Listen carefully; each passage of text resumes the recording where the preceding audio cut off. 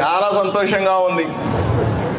సంవత్సరం గడవక ముందే కూటమి ప్రభుత్వం ఏర్పడిన తర్వాత నరేంద్ర మోదీ ప్రధానమంత్రి ఆశీస్సులతో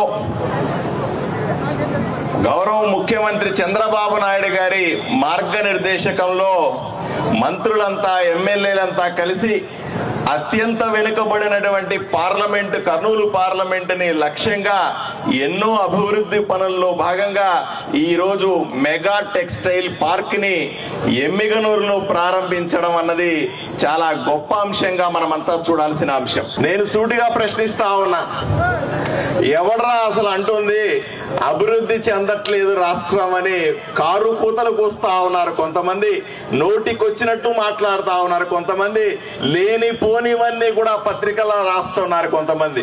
ఒక్కసారి వాళ్ళందరినీ వచ్చి ఎమ్మిగనూరులో ఒక్కసారి తలపెట్టి చూడాల్సిందిగా మీ వైపు నుంచి నేను కోరుతా ఉన్నా. ఎవడో ఏదో మాట్లాడుతున్నాడని నిరంతరం రాజకీయాలు తప్ప బురద చల్లడం తప్ప ఇంకేమీ చేతగాని కొంతమంది మాట్లాడుతా ఉన్నారు.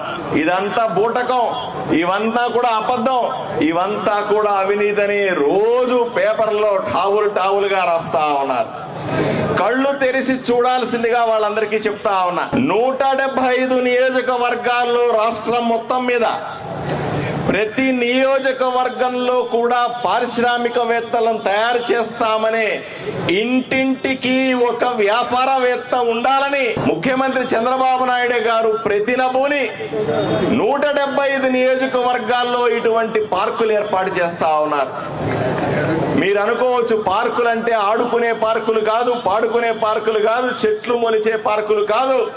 ఈ పార్కులు డబ్బులకు సంబంధించిన చెట్లు మొలిచే పార్కులని వాళ్ళకి అర్థం కావాల్సిన అవసరం ఉంది. ఇవి మామూలుగా ఊహించుకోవద్దు, ఇదేదో రాజకీయ సభ కాదు.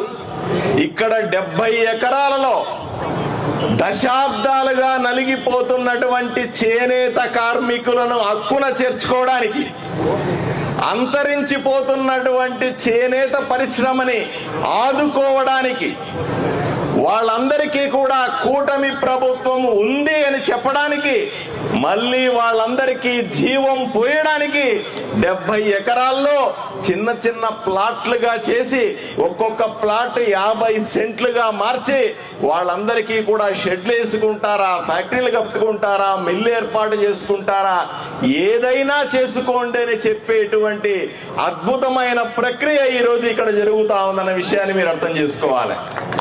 నేను సూటిగా అడుగుతా ఉన్నా, ఇంతకు ముందు మాట్లాడుతున్న వాళ్ళందరినీ కూడా, మీరు 5 ఏళ్ల కాలంలో ఏ రోజైనా సరే ఇట్లాంటి పార్కు గురించి ఆలోచన చేసినారా? చేనేతల గురించి ఆలోచన చేసినారా? చేనేతల కష్టాల గురించి పట్టించుకున్నారా అని సూటిగా అడుగుతా ఉన్నా. చేనేత పార్కు కోసం కేంద్ర ప్రభుత్వం, నరేంద్ర మోదీ ప్రభుత్వం ఇచ్చినటువంటి పార్కుల్ని ఇళ్ల స్థలాలు చేసి ఎమ్మెల్యేలు కొట్టేస్తామనుకున్న రోజుల్లో నుంచి అవన్నీ వెనక్కు తీసుకుని మళ్ళీ ఇక్కడ పార్కులు కట్టి ఇక్కడ చేనేతను బతికిస్తామనుకున్నటువంటి కూటమి ప్రభుత్వాన్ని చూస్తున్న రోజులు ఇవి. కళ్ళు పెద్దవిగా చేసి చూడాలి, చెవులు దగ్గర పెట్టుకొని ఒళ్ళు దగ్గర పెట్టుకొని వినాలా. కూటమి ప్రభుత్వాన్ని విమర్శిస్తున్న వాళ్ళకందరికీ ఇదే హెచ్చరిక చేస్తా ఉన్నా. నోటికొచ్చినట్లు మాట్లాడద్దు, నోటికొచ్చినట్లుగా రాయద్దు. ఎటు పడితే అటు తెలుసుకోకుండా అభివృద్ధి కోసం రాత్రి పగలు కష్టపడుతున్నటువంటి చంద్రబాబు నాయుడు గారు, ఊరూరా తిరుగుతున్నటువంటి ఉప ముఖ్యమంత్రి పవన్ కళ్యాణ్ గారు, ప్రతి నియోజకవర్గంలోనూ 3 పార్టీల కార్యకర్తలు అందరూ కలిసి రాష్ట్రాన్ని అభివృద్ధి చేసుకుంటామని ఈ సభాముఖంగా ప్రతిజ్ఞ చేస్తా ఉన్నాం. అత్యంత వెనుకబడినటువంటి కర్నూలు పార్లమెంటు నియోజకవర్గాన్ని ప్రతి ఒక్క అసెంబ్లీ సెగ్మెంట్ లో కూడా ఇటువంటి పారిశ్రామిక వాడలు తయారు చేసి ఇప్పటికే ఆదోనిలో స్థలాన్ని ఐడెంటిఫై చేశాం. మిగిలిన నియోజకవర్గాల్లో కూడా స్థలాల్ని ఐడెంటిఫై చేశాం. అన్ని చోట్ల కూడా ఇటువంటి పారిశ్రామిక వాడలను తయారు చేసి ప్రతి ఇంటికి ఒక పారిశ్రామికవేత్తను చేస్తామన్న మా ప్రతిజ్ఞను నెరవేర్చుకుంటామని సభాముఖంగా తెలియజేస్తూ సెలవు తీసుకుంటాను. నమస్కారం.